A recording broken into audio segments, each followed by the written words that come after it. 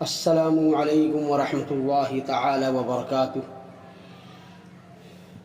نحمده ونصلي على رسوله الكريم، اما بعد فاعوذ باللہ من الشیطان الرجیم، بسم اللہ الرحمن الرحیم۔ رسول برکت کے لیے ایک بار درود شریف پڑھ لیجئے۔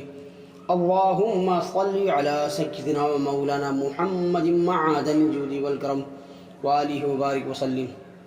سامعین اکرام، میں جیش محمد مصباحی آج پھر آپ کی خدمت میں ایک اور ویڈیو لے کر کے حاضر ہوا ہوں، جس کو میں نے ملکہ زبیدہ کی بخشش کے نام سے موسوم کیا ہے۔ تو سامعین، بات کچھ اس طرح ہے کہ زبیدہ خاتون ایک نیک ملکہ تھی اور ہارون رشید خلیفہ کی بیوی تھی۔ انہوں نے نہر زبیدہ بنوا کر اللہ تبارک و تعالیٰ کی مخلوق کو بہت فائدہ پہنچایا تھا۔ جب ان کی وفات ہو گئی تو ان کو کسی نے خواب میں دیکھا اور ان سے پوچھا کہ زبیدہ خاتون، آپ کے ساتھ کیا معاملہ پیش آیا؟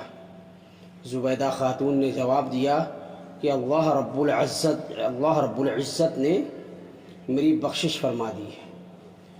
خواب دیکھنے والے نے کہا کہ آپ نے نہر زبیدہ بنوا کر مخلوق کو بہت فائدہ پہنچایا تھا، آپ کی بخشش تو ہونی ہی تھی۔ زبیدہ خاتون نے جواب دیا، نہیں، بات ایسی نہیں ہے۔ جب نہر زبیدہ والا عمل پیش ہوا تو پروردگار عالم نے فرمایا کہ یہ کام تم نے خزانے کے پیسوں سے کروایا تھا،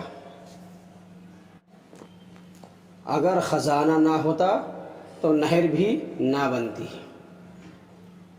مجھے یہ بتاؤ کہ تم نے میرے لیے کیا عمل کیا ہے؟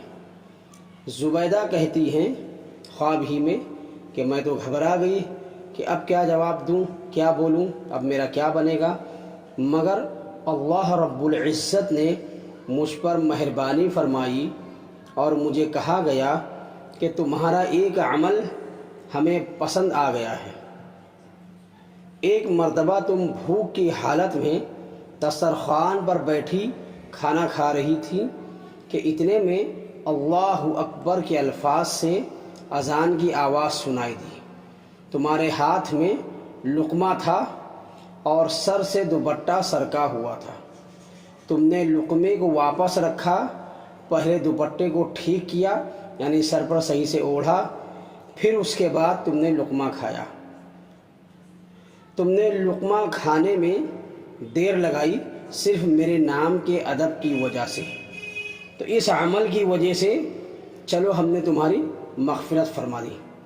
سامعین، بات تو مکمل ہوتی ہے، لیکن اس واقعے سے ہمیں یہ سبق حاصل ہوتا ہے کہ ایک عورت جب اذان کے ادب میں، جس میں اللہ تبارک و تعالیٰ کا نام پکارا گیا ہے، اس نام کے ادب کی وجہ سے اپنے سر پر دوپٹہ رکھ لیتی ہے تو اللہ تبارک و تعالیٰ اس کی بخشش فرما دیتا ہے۔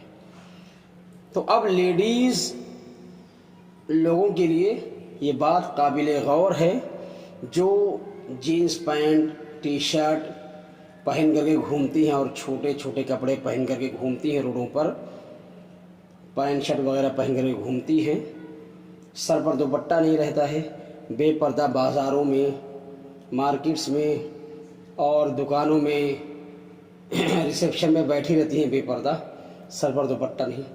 تو اب آپ بتائیے ان کا حال کیا ہوگا؟ بے پردگی کی وجہ سے، بے پردہ ہونے کی وجہ سے جو گناہ ہوتا ہے، اس گناہ کی وجہ سے ہو سکتا ہے کہ ان کی بخشش نہ ہو۔ تو لیڈیز حضرات کو اس پر غور کرنا چاہیے، اور یہ جو میں نے ویڈیو آپ کی خدمت میں پیش کیا ہے، اصل میں لیڈیز حضرات کے لیے اس میں بہت ہی زیادہ سبق حاصل ہونے والی بات ہے، اور یہ سبق آموز واقعہ ہے۔ تو سامعین اکرام، آج کی میری یہ ویڈیو یہیں پر مکمل ہوتی ہے۔ انشاءاللہ العزیز عن قریب ایک اور ویڈیو لے کر کے میں آپ کی خدمت میں حاضر ہوں گا۔ تب تک کے لیے اجازت دیں۔ السلام علیکم ورحمۃ اللہ تعالی وبرکاتہ.